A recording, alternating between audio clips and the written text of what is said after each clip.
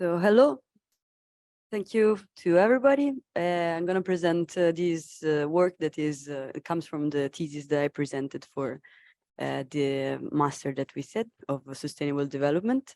This research lasted 6 months and it was developed in the Northern Amazon in collaboration with the Universidad del Valle, which, and this is a part of a One Amazon project, a project ongoing of 3 years, lasting 3 years, that has 2 focus areas, one in the Amazon region and the other in the Caquetá region.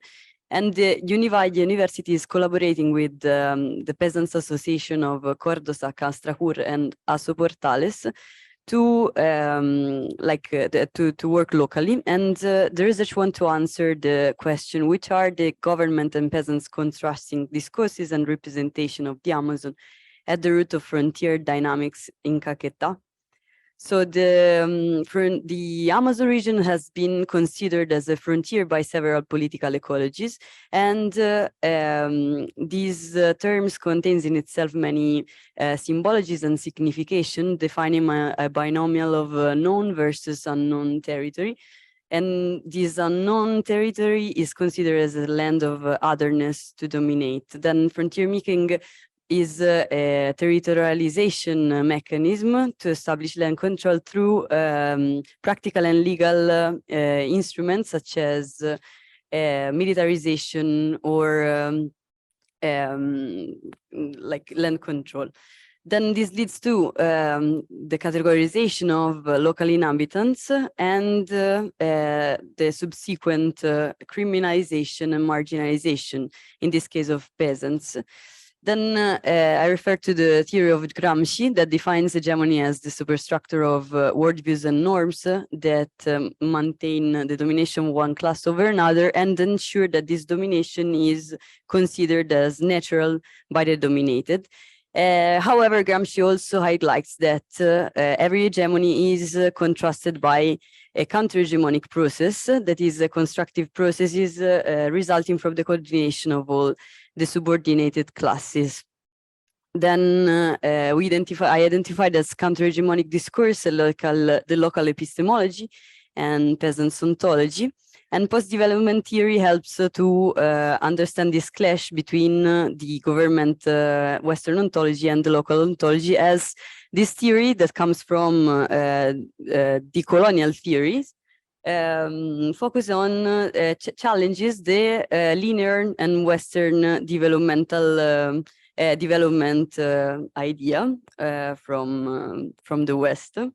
And it collides, when it comes to the local reality, it collides with the local categories of Buen Vivir and Vivir Sabroso that comes from Afro and indigenous communities. And these categories refer to their way of living in the community and their life plans, which are based on interdependency and cooperative interactions with the territory that they inhabit. So the research was based on a mixed methodology that the first part of the research regarded the review of academic literature and institutional documents such as national and regional plans. The second part was dedicated to the fieldwork and then to participant observation and interviews. And the third phase was dedicated to the data analysis through the narrative policy analysis and the thematic analysis of the interviews.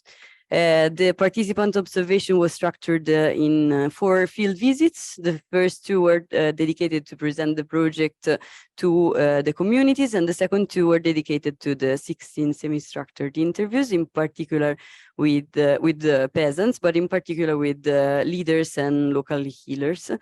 Then the narrative policy analysis focused on the last 4 national development plans of Colombia for a period that goes from 2006 until 2022.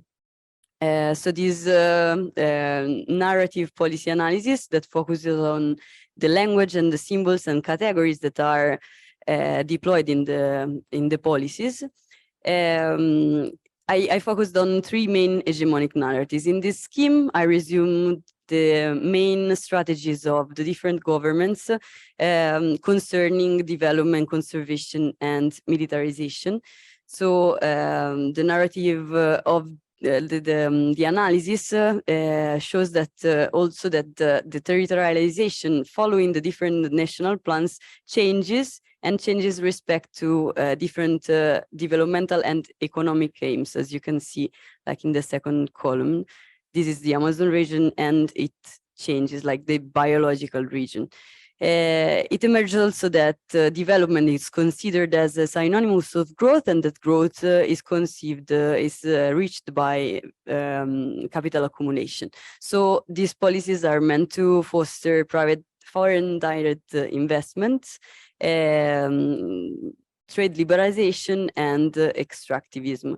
Then green narrative also links sustainability to the economy. And in this case, in the case of Colombia, conservation is also a reason to deploy military forces and to displace local inhabitants from areas of interest.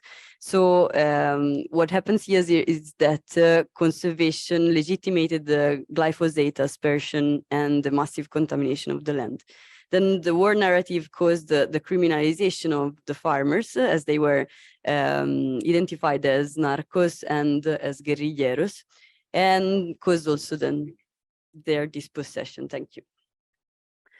From the participant observation and the interview, it results that the local process of resistance is then based on three main elements: cooperation, relational ontology, and political ontology.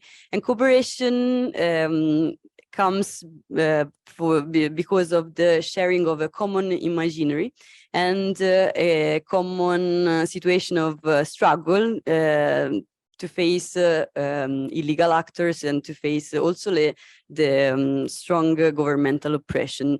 And this common imaginary is built on a relational ontology that conceives nature as a subject, and on the interdependency then with nature and with plants. And this leads to a political ontology that is a term that is described by Escobar as the interconnection of different practices of social and environmental fights. In conclusion, so the hegemonic narratives that I described before created the terrain of struggle for these counter-hegemonic processes. And these processes bring together all the communities like indigenous, Afro, and peasant communities, sharing this same imaginary and sharing the same territories and struggle, that then comes together in the same ontology, that is the syncretic ontology, that is built on the traditional knowledges of these different ethnicities. And together they build a counter-discourse that erodes the dominant imaginary and works to build a transformative alternative. Thank you very much.